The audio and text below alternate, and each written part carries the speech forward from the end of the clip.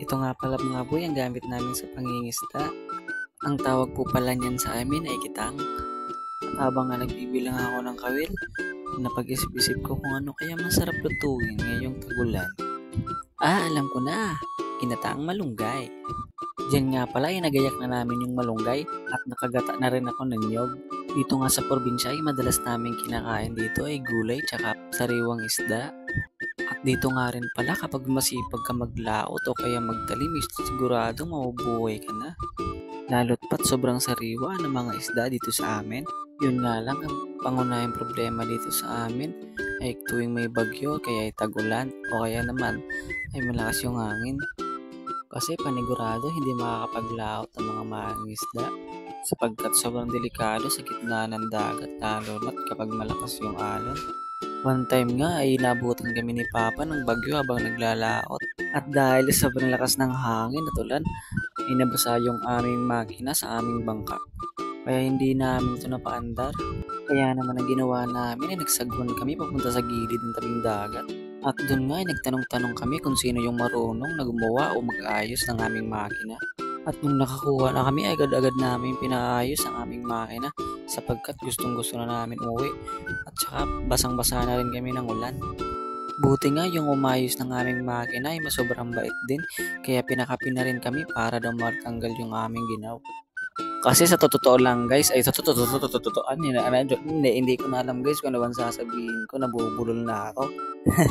Sobrang hirap din kasi guys magsalita ng Tagalog, lalo't hindi naman ako Tagalog. Back to story na tayo guys. Sobrang lakas nga guys ng hangin nun ay nabali yung aming sagwan. Akala ko nga hindi na kami makakauwi na niligtas sapagkat talagang hindi ko na alam ang gagawin doon sa sobrang taranta. Kaya nga sobrang saludo ako sa mga mangingisda at sa mga naglalaot para lang mabuhay ang kanilang pamilya. Kaya sa lahat ng kabataan dyan na katulad ko, sana ma-appreciate nyo ang lahat ng ginagawa ng magulang nyo para sa inyo sapagkat ginagawa lang nila ang makakabuti sa inyo. Ano ba yan? Masyado na naman talaga ako nabubulol. Payo ko lang sa lahat ng kabataan, sana mahalin nyo ang inyong magulang sapagkat ginagawa nila ang lahat para lang mapagpaaral kayo kahit anong hirap na kanilang dinadanas, lalo na sa hanap buhay, hindi pa rin sila sumusuko para lang sa inyo. At sana kahit ano man ang trabaho ng inyong magulang, sana hindi nyo ito ikakaya, lalo pat marangal naman ang kanilang trabaho. Dito nga pala ilalagay na natin ang ating isda sa ating gulay. Mula pala nung bata pa ako ay namulat na ako sa pangingisda. At kahit kami pasok ako sa paaralan namin ay lagi pa rin ako nangingisda. At lagi nga rin pala ako nahuhuli sa klase dahil nga alas 7 na kami ng umaga nakakauwi. Kaya nga ginagawa ko na lang ay naghihilamos na lang ako at hindi na ako naliligo. Kaya nga pagpasok ko sa paaralan ay punong-puno pa ng kaliskis ng isda ang aking katawan at ang aking buhok. Pero kahit ganun yung nangyari, hindi ko yung ikakaya sapagkat doon ako nakapagtapos ng pag-aaral. Sa pamamagitan ng pangingisda namin ni Papa ay nakapagtapos ako ng pag-aaral. Dito nga pala guys, ang lakas na naman ng ulan dito sa amin. Kaya nga nag-aalala ako sa aking kapwa mangingisda sapagkat sobrang lamig nito sa laot. Kaya mag-aral na lang kayo ng mabuti guys para hindi nyo na maranasan ang mga naranasan namin.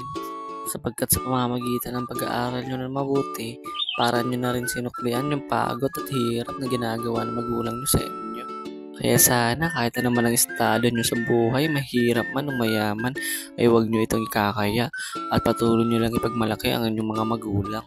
At kung may pagkakataon na wala naman kayong ginagawa, itulungan nyo na ang inyong mga magulang para naman kahit papaano ay makapagpahinga sila kahit konting oras. Hindi ko naman sinasabi na isa akong perpektong anak. Ang gusto ko lang naman iparating ay sana mahalin nyo ang inyong mga magulang.